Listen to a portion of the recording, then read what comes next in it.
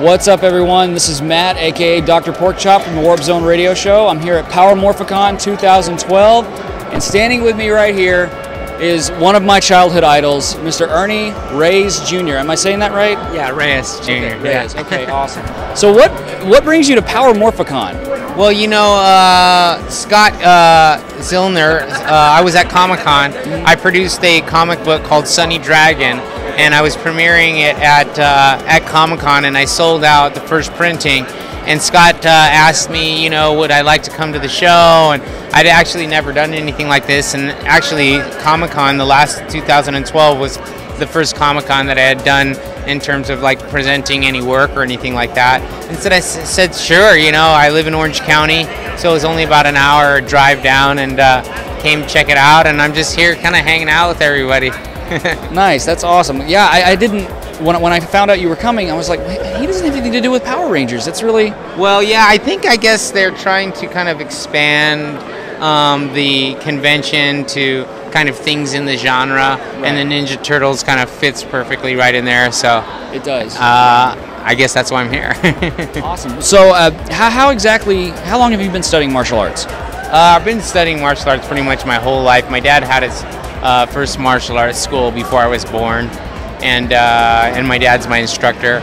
So I've been, you know, basically doing martial arts my whole life. But I actually probably formally started training when I was about 7. So little over 30 years. That's a long time. That's dedication, man. I studied off and on a couple of years, but I never could stick with it. We had really bad trainers, so they'd open a school, they'd shut down, you know. But so how exactly did you make the transition into movies? You know, I was doing a martial arts demonstration in Las Vegas, and you know, the lady who eventually became my manager saw me doing the martial arts show with my dad, and she came up to my dad, you know, at the end of the show and said, you know, does he speak English? But yeah, and so she explained, you know, who she was, and she'd been in the entertainment industry for, you know, about 30 years, and she was interested in managing me. And at the time I was still competing in martial arts heavily,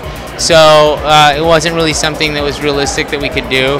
But my dad called her up about a couple years later, and she still had her card, and you know, she became my manager, and you know, the rest really became history. She was one of the producers on my television show Sidekicks in the mid-'80s, and she was really instrumental in getting my career, you know, off the ground. And if it really wasn't for her, you know, none of this would have happened. So right. So I gotta know, what was it like working with Arnold Schwarzenegger? It was awesome, man. You know, I was about 12 years old at the time, and we filmed in Italy. So, you know, we were getting to, you know, go horseback riding every day. Arnold Schwarzenegger I was familiar with from, you know, my dad and being into physical fitness and all of that stuff. And it was really cool. You know, he actually gave my dad and I, he's like, hey, you know, this is a movie that I just got through making, and, you know, it's going to come out this summer. And it was like around Christmas time at the time. So he gave my dad and I a VHS, you know, tape, and we went home and put it in and watched it, and it was Terminator. Nice. And so I was like, oh my God, it's amazing. So got to see that film like about 6 months before most everybody else did. Awesome. And it was great to work with, you know, Arnold, and a real honor, actually. Right. So how did Ninja Turtles come about? I mean, because you did stunt suit for Donatello. Yeah. And then you went on to act. Yeah, so Pat Johnson, who was the stunt coordinator for the film, he has known my dad and myself since I was a little kid competing, you know, in the tournament circuit. And, you know, Golden Harvest was producing the Ninja Turtles. And so, having done all the Bruce Lee movies and Jackie Chan movies, this was the first time that they were bringing Hong Kong stunt guys to America for an American production. And one of the guys hurt his back in rehearsals, so I got a phone call, and they were, you know, Pat said, hey, would you be interested in, you know, doing this? And I was familiar with the Turtles because my brother was into it. And I was like, yeah, you know, and so we went there and had a great time working on, you know, on the set, getting to do some really cool fight scenes. Pretty much got to choreograph all my own stuff. And so the producers, you know, I met the producers. They were really happy with what I did, and so they said they were going to bring me back. And you know, they wrote me into the second movie. And I remember reading the script for the first time, and I was like, "Oh my God, this is so awesome!" You know, I was out of the suit, and I had this, you know, I played their best friend. It was an amazing moment in time for me. Did they not ask you to come back for 3? Or was that? You know, I was actually at the point that, yeah, they weren't going to bring Kino back, but I think that they wanted me to come back maybe as one of the turtles. And at that time, I was actually making Surf Ninjas. So it wasn't, you know, it just didn't work out. But yeah, so that's that story. What was Surf Ninja? I loved Surf Ninjas as a kid. What was that? I mean, it's a hilarious movie. Yeah, it was. I mean, it's interesting. I mean, it's really cool that like 20 years. This summer is actually the 20th year anniversary of Surf Ninjas. Really? Yeah, and I'm actually doing a double bill at the Alamo Draft House in Austin, Texas. Are you serious? Of Secret of the Ooze and Surf Ninjas. Oh my God, that's fantastic. Yeah, so it's 20 years for Surf Ninjas, and it's really awesome that so many people enjoy that movie. It didn't really do well at the box office, but it became this kind of cult, you know, cult underground movie. I mean, I meet people all over the country that love that movie. So it's a lot of fun. You know, making it was tough because, you know, we were trying to do, you know, something on a really small budget, and we were moving really fast, and this was kind of my first, you know, as far as feature films were concerned, it was my first chance, like, me starring in it. And so it was kind of a tough project to work on, but I think in the end we did a really good job for the amount of time that we had, and, you know, a lot of people love that movie, so that's all that counts. Well, and you got to work with Leslie Nielsen and Rob Schneider, and I mean, just those two alone, that's amazing. I love Schneider. It was really cool. What's up, man? Yeah, it's you know, we it was a lot of fun. It was Rob's first feature film, actually. Really? Yeah, he'd done some of the Saturday Night Live stuff, and so yeah, it was a lot of fun. Leslie Nielsen was great. I didn't really have too many scenes with him, actually, other than the end scene. Yeah.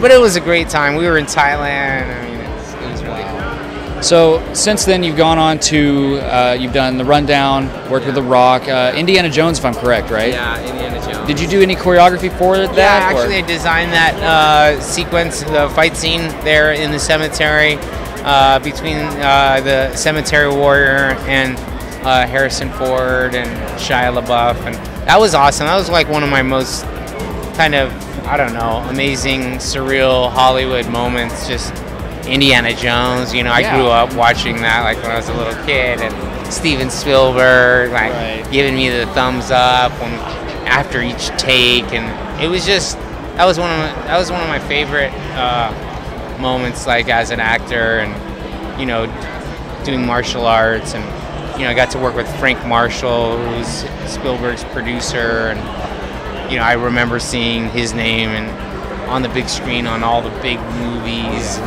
and so it was pretty awesome. So you got to work with your dad for The One Warrior. How did that come about? Which one? The One Warrior, right? The One Warrior. The movie. Now I'm embarrassed. The movie you did with your father. I've seen it. Okay. You guys did an amazing job. The fight. I can't remember for the life of me now. No, it was the one. Recently, you worked with your father on a movie, right? On a movie, yeah. It was called Red Canvas. That's not the one. Mixed martial arts. I've completely botched that part, so we'll just cut that. But the power of editing. Yeah, the power, and we're gonna need it now. Now I'm completely embarrassed. This is my friend that was. I called him and told him you were gonna be here, and I hate Power Rangers, but now I want to go. And he's the one that showed me that movie, and I can't for the life of me remember the name of it now.